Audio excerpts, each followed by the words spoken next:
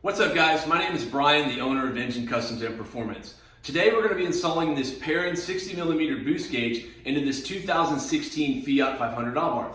This is one of our clients' cars who decided to upgrade his factory Abarth boost gauge to one that reads directly from the intake manifold. So you may ask yourself, why do I want to replace the boost gauge when my Abarth already has one? Well, that's a good question, and there's a few reasons why. The first is if you're running an ECU Piggyback. The ECU Piggyback actually alters the boost signal that communicates to the ECU. The ECU then communicates to the boost gauge saying how much boost it thinks you have. Well, with that Piggyback, since it alters that signal, your boost gauge is no longer going to be working correctly. Another reason might be because your vehicle is tuned and the amount of boost that you're pushing is over 24 PSI. While on the factory boost gauge, it pegs out at 24. So by upgrading that boost gauge, you're going to be able to get accurate readings past 24. And the third reason, it just looks cool. So the Perrin boost gauge we're going to be installing today is going to replace the factory Abarth boost gauge, which is located here. Now, if you own an Abarth, this is likely what you're going to be doing as well, is replacing this one because it gives it a nice factory look. But if you have like a 500T, 500L, 500X, 124 Spider, or even a Dodge Dart, you don't have a factory boost gauge. So it does come with a cool mount where you could mount it somewhere like here and still have the same effect. So the Perrin boost gauge is a great option for models 2015 and newer because you can actually change the color between red and white, which matches the instrument cluster in those particular years. Now, there's also another brand called Defi. Now, the Defi brand is great for models 2012 through 2014 because the main color is amber for the instrument cluster, which that model matches perfectly. Let me show you the difference between the two. Here's what the Perrin boost gauge looks like with the 2015 and up models. All right, now I'm going to show you what the Defi boost gauge looks like. You can see with the Defi gauge, it's amber just like the instrument cluster. So if you have a 2012 to 2014 model Fiat 500 Abarth, this is probably the way you want to go. So whichever brand of boost gauge you prefer, both of them are available to purchase on our website at enginecustomsandperformance.com. Let's get this boost gauge installed. All right, so first, let me show you the tools you're going to need to get the job done. Check it out.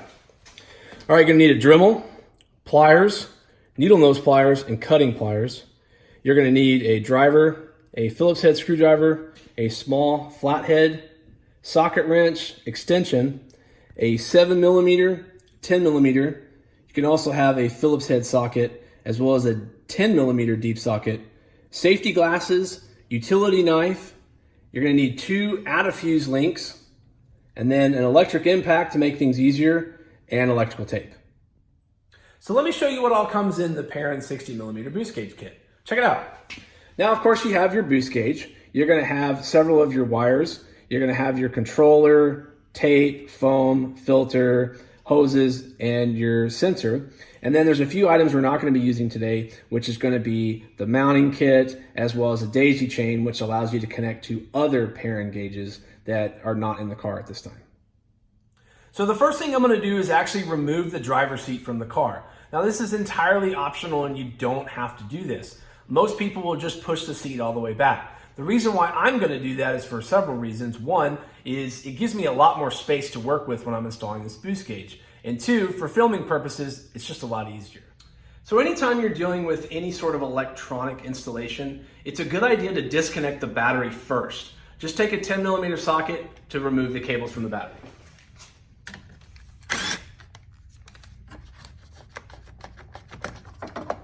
Just kind of tuck it under here, remove the cover. Do the same thing for the positive cable.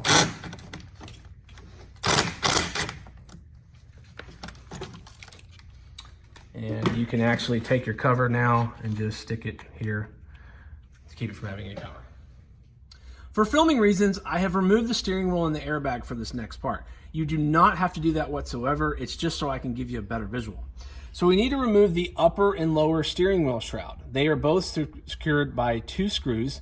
You have 2 here for the lower, and then you have 2 here for the upper. When you remove the lower, you will have full access to remove the upper screws. So let's do that now. All right, we're going to remove the lower shroud first. Just simply take a Phillips head screwdriver to get these 2 screws out. Just kind of line them up. They're kind of deep in there. Just unscrew till you feel it loose. It'll pop out. Do the same thing for the other one. Let it fall out. And now we need to actually separate the lower shroud from the upper. Now this may scare you a little bit because you have to separate it and it may make a popping sound. So just be careful so you don't break the plastic and remove it. All right, now you see the two screws here for the upper shroud, pretty much the same as the lower. Just unscrew them. Well, they pop out. Just don't lose the screws. Just trust me from experience, because I have. All right, once those are out, then this one, you just kind of work it out. And be careful not to break the plastic. Now we need to remove the cover for the instrument cluster, which is this here. This cover also houses the factory boost gauge. In order to do that, it's secured by 3 screws. The size is a T10 Torx bit. And you can see there's one screw here, and then you have one on the other side, which is located here. And then normally you have a third one, which is here, but in our client's car, it seems to be missing. So I guess that's just one less screw we have to remove. All right, take that T10 Torx bit, and line it up. It's kind of at a weird angle, but just unscrew it and then you can just let it fall.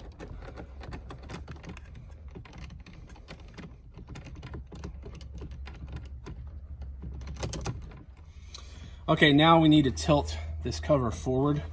What I do is I kind of reach from the back, kind of lift up, it'll pop, and you can kind of pull forward. Now it's going to partially pull this colored dash piece, but you don't have to remove it completely. So you just kind of move it off to the left, and then you can lay it forward so we can disconnect the boost gauge. All right, now we need to disconnect the boost gauge from the factory wiring harness. Just take a little flathead. There's a little tab right here, just to press in, and then separate it, and then remove the housing. All right, now we need to remove the accelerator pedal from underneath the dash. The reason why we need to do that is with that removed, it gives us access to a hidden port where we can run our wires. Now that hidden port is actually behind some of the firewall, which we'll have to kind of cut a square. But first, let's disconnect the accelerator pedal. Now just come under here, and you will see you got this little red tab right here. Just kind of take your finger and you just want to kind of pull it forward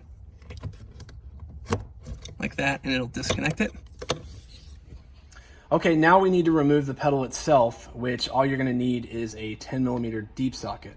So I'm going to show you where they're at here. If you look, you've got one nut here, one here, and then one on the other side. So just remove those. Now, electric impact is a lot easier. All right, nut number 2. Well, almost off. And nut number 3. And just remove the pedal. With the accelerator pedal removed, we now have enough clearance to access that port so we can run the wires through. Now we're gonna have to make a small cut, usually a square, using a utility knife so we can then access that port. Let me show you. So if you look right up here, you'll see this circle. That's where your port is. So what you're gonna do is you're gonna cut just a square using your utility knife, and then you'll see the rubber port behind that. So I'm gonna do that now. All right, I went ahead and made the cut, and now you can see the rubber port. So I'm gonna go ahead and remove that. So now that we're in the engine compartment, the first step is to remove the factory airbox cover. Now this vehicle is not equipped with one because he does have an aftermarket intake. So what we want to do is, if you just we push these aside, you're going to see here that this is an access port that Fiat uses for testing purposes when they're diagnosing on the intake manifold. This is where we are going to tap in the boost gauge. All right, now you're going to take just a set of pliers and just kind of grip it and just kind of wiggle it loose to pop it off. Now, a component that's not included normally in the boost gauge kit is this adapter and 3/8 inch hose. Now, we include it when you order the kit from us, but this is going to be used to connect to the intake manifold port.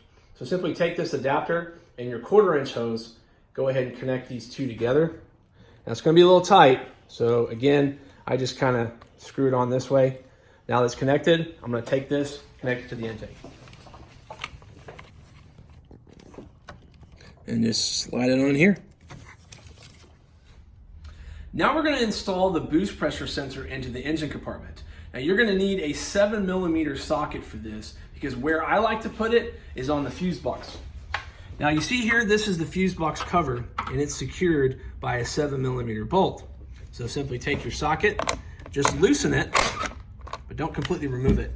Now take your boost pressure sensor, just kind of slide it underneath, and then take your 7mm and tighten it down, and it's secured in place. All right, now you're going to want to install the filter that's included with this kit. Now, in order to do that, you're going to need to cut that 1/4 inch hose, just any spot where you feel comfortable putting the filter, and then we're going to connect it to the boost pressure sensor. Okay, we're going to just take a set of cutting pliers and just cut the hose. You can set those aside. And you take your filter and you connect. Again, just kind of use that twisting method just to get it on there as tight as you can. And we're going to connect it to the other side.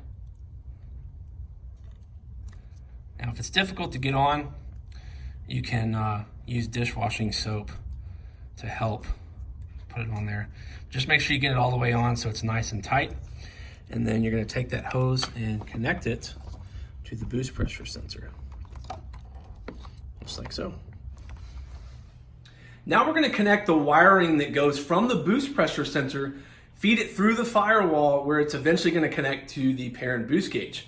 Now you're going to take the black part, or the black end here, and we're going to connect it to the boost pressure sensor where you've got the cable here.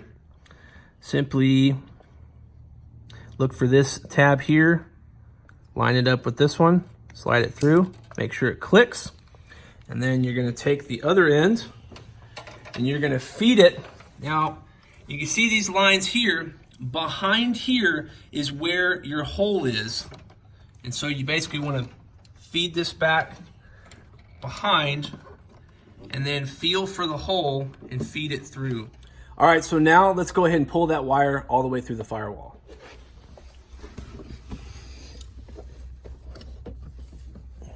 Pull it through slowly because you don't want it to hang up on anything in the engine compartment. And then once you feel it's kind of snug, then you're good. All right, now it's time to remove the factory boost gauge from the housing. Now we are going to be making permanent modifications to this housing so that the Perrin boost gauge will fit perfectly. All right, set your housing onto like a workbench or a table, and make sure you put like some sort of towel or paper towel just to protect the front. So you've got 3 screws here, and they are removed with a Torx bit size 15. So just simply unscrew them. Set them aside. All right, now flip it back over and the boost gauge will just slide right out. So we can then make modifications here with the Dremel so that we have access to everything on the back of the Perrin boost gauge. So for this next step, make sure you're wearing safety glasses because we're going to be making a permanent modification to the housing using a Dremel. Now, what I attach to the Dremel is just a 1.5 inch cutting wheel. It's more than enough to make the proper cuts. Now, if you see here, where I'm going to make the cut is I'm going to start about right here. I'm going to travel up and then go up to about right here and then back down. So let's go ahead and do that.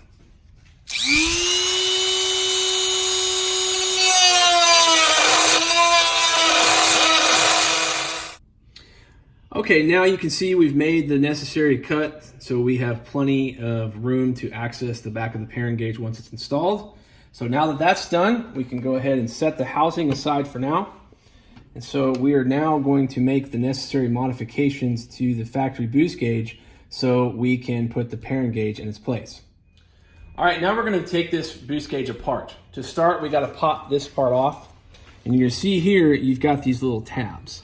I'm going to turn this around. I'm going to take my small flathead and I'm going to kind of reach in here and then I'm going to slide it all the way around until it pops off, which you can see it's doing that now. And there we go. And take that part off. Now flip it over and you're going to see 3 screws that you remove with a Phillips head. And just separate it. And then you've got 1 more screw here.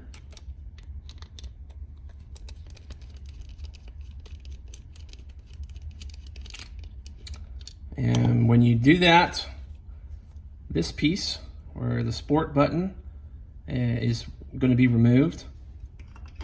And then you pull, once you get this screw completely out,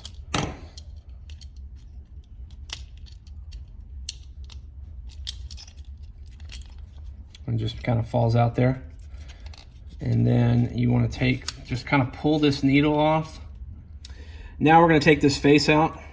Again, just kind of use a little flathead and it's just secured with adhesive.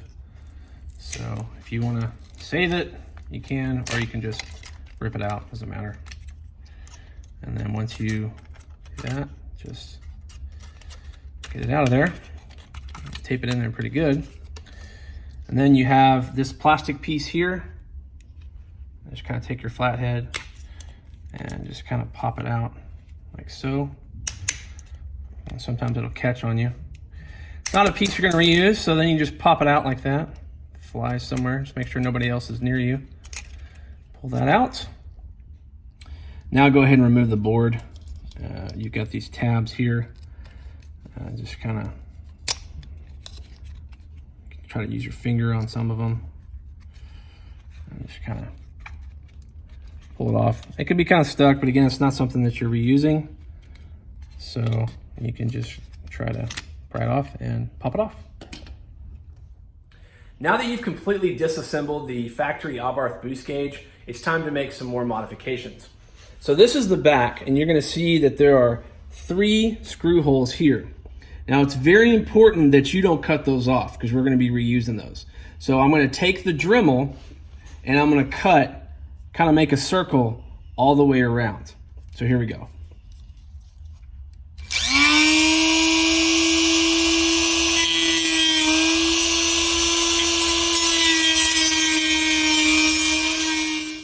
All right, now you see I have made my circle here without disturbing any of the places where the screws go back in. So that piece is done. Now we have 1 more piece to do, which is this one here. Now what we're gonna do is we're gonna make a cut that goes up here and then over and then back down.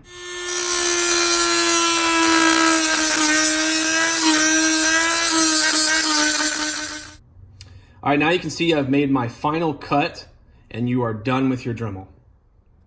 Now it's time to reassemble the housing. So what we're gonna do is we're gonna take this back piece that we cut and the center piece that we cut, and you're gonna put it back on top. Now there's only one way that all 3 of these holes will line up.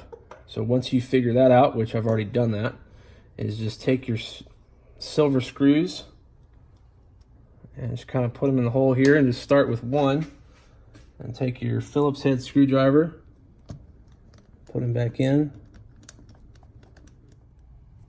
Now take your Perrin gauge, and we're going to take this foam that's included with the kit, we're going to wrap it around here. That's going to help keep it snug into the housing. So just going to peel this backing off, which if you don't have long fingernails, can be a bit of a challenge, but I got it. Just peel the backing away. And you're just going to start at one end. I put it towards the back of the gauge.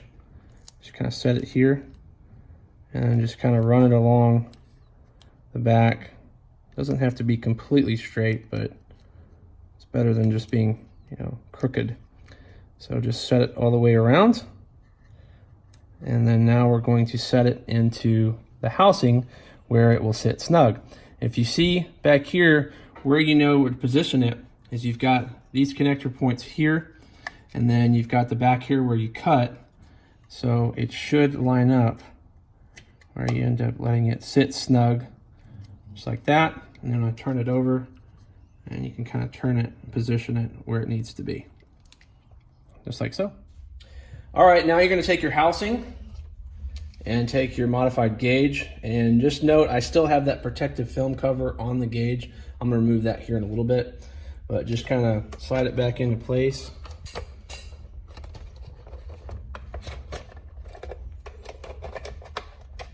It only goes in one way, so it just kind of slides in here, and then you're going to set it over, and I put your hand here, so then you can take your screws. Once you have this lined up,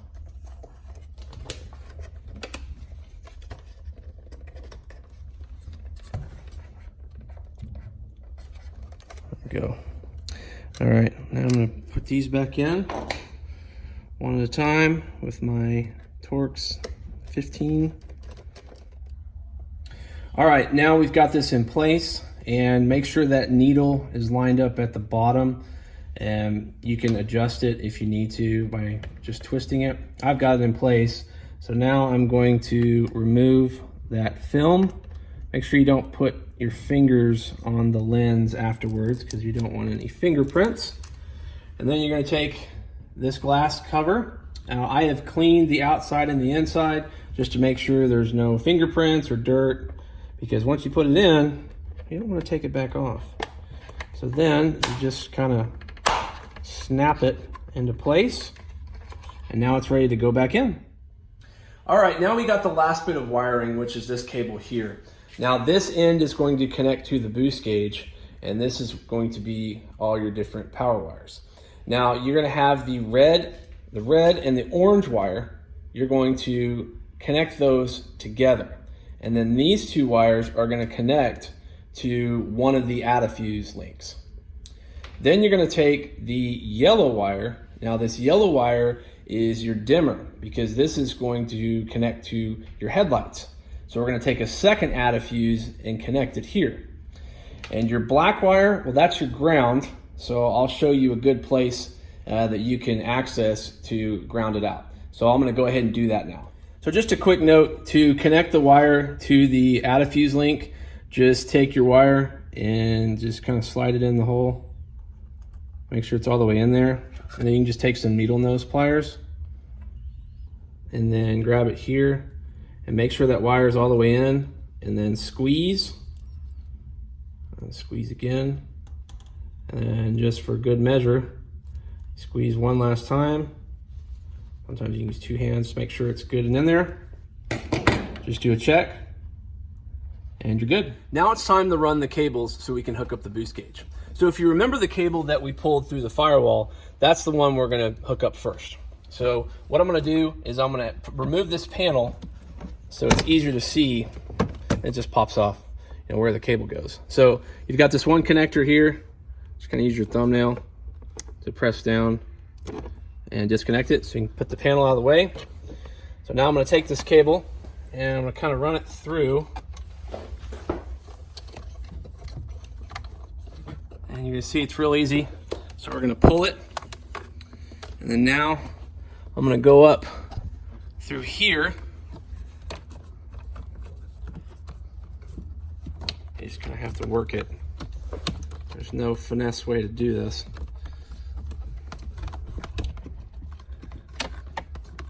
There we go.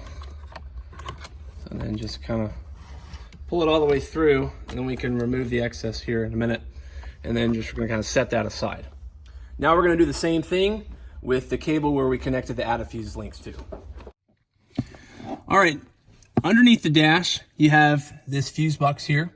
And this is where we're going to supply power with those diffuse links that I was telling you about earlier.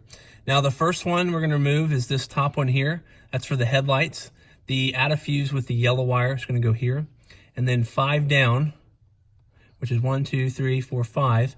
And this controls your exterior mirrors. We're going to use that one for power, where the add a fuse link with the orange and red wire goes, because when you turn the vehicle off, there's no power going to it. So simply take your needle nose pliers and pull the fuse out. Pull that one out. And then pull that one out. All right, now with your add a fuse links, you're gonna see that there is a 15 amp fuse already on there with a slot for an extra one. So this first one is for the dimmers. So we're gonna take that 7.5 amp fuse. I think I've been saying inch there. And we're gonna plug it in like so. And then we're going to take the 5 amp fuse for the other one. And we're gonna plug it in, push it in like that. Now, take that add a fuse with the yellow wire. It's going to go into this top spot right here. Just plug it in. And then take your other one with the orange and red. And then plug it in like that. Now it's time to put the housing back in. So you're going to see here on the back, we got to connect the cables. So there's 4 spots total. Now the upper right corner, that's for the daisy chain. That's if you have more than one gauge. So we're not going to be using that one today. Then you have the one on the top left. That's going to be for your power, ground, dimmer switch. All of that's going to be connected to there. Then on the bottom left, that's going to be your boost sensor. And then the one on the right is going to be the gauge controller, which I'll be showing you here in a little bit. So I'm going to go ahead and connect those. So I'm going to take first the power, ground, dimmer. You can see, because you see all the wires, the red, orange, yellow, and brown, or black, excuse me. So then I'm just going to simply connect it in here. Just kind of press it in, make sure it clicks. Okay, that one's in. Now we're going to take the next one, which is going to be your boost sensor. And it's pretty easy because all of them are different sizes, so it's pretty hard to mess this up. So I'm going to press that one in. Okay. All right, and then I'm going to take the gauge controller, which is this little one here, and I'm going to connect it on the bottom right, which is here.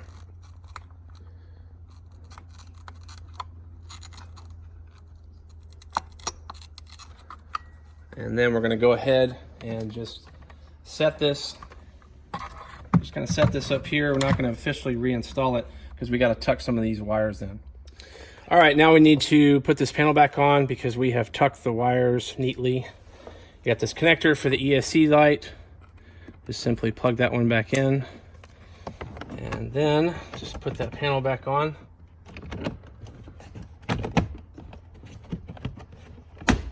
It just snaps back into place and all your wires and cables are hidden away. Okay, now we're going to put the housing back in. Now the trick is this right part needs to actually go behind this dash. So kind of work that in first where you see all these buttons line up like that, and then just kind of push and it's going to kind of press into place. You got a little notch in the back you can use, but once the dash is pressed in, it is now back into place. And then we're going to mount this little gauge controller here in a little bit. All right, now we're going to fasten this down. Now again, normally you would have a screw that goes here, but our client's was missing. So we're going to use these other two. And it just kind of goes in here, kind of difficult to see. All right, now we're going to reinstall the upper shroud. Just going to push these down, slide it, and work it back into place. No real art to it. Just kind of get it in position until you line up the shroud with these holes, and then you can take your screws. Now with the steering wheel off, it's easy for me to put these screws back in, but if you have like a magnetic Phillips head, then you can just push the screws up there and then just kind of screw them back into place like so. And then do the same thing for this one. All right, now that the upper shroud is reinstalled, we're going to do the same thing with the lower. no real art to this. Just kind of have to work it into place.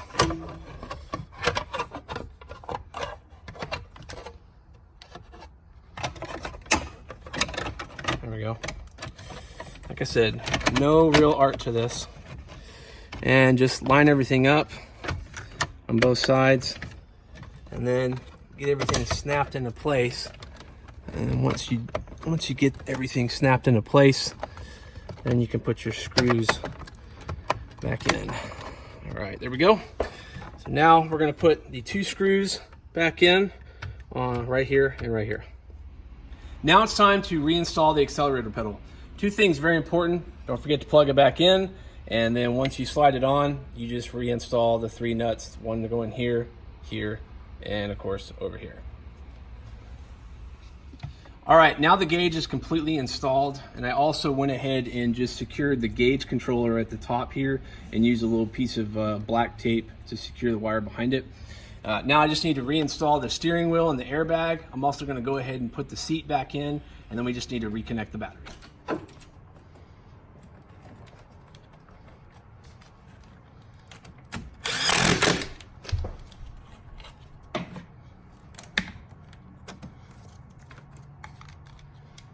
Make sure these are tight.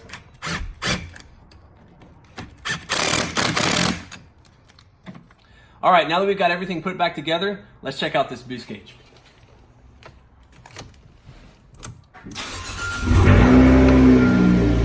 As you can see, it's gonna have its opening sequence. All right, now you can see the boost gauge is working. Right now we're at a vacuum. So I'm gonna go ahead and rev it. See how it almost goes to 0, so we're good there. Now, if you're not a fan of the white, you can always go with red. Simply hold these 2 buttons down for 2 seconds, and it turns to red. So this concludes our video on how to install a Perrin 60mm boost gauge. If you like the video, make sure to give it a thumbs up. Also, go ahead and subscribe and hit that notification bell so you never miss any future how-to videos and awesome Abarth content.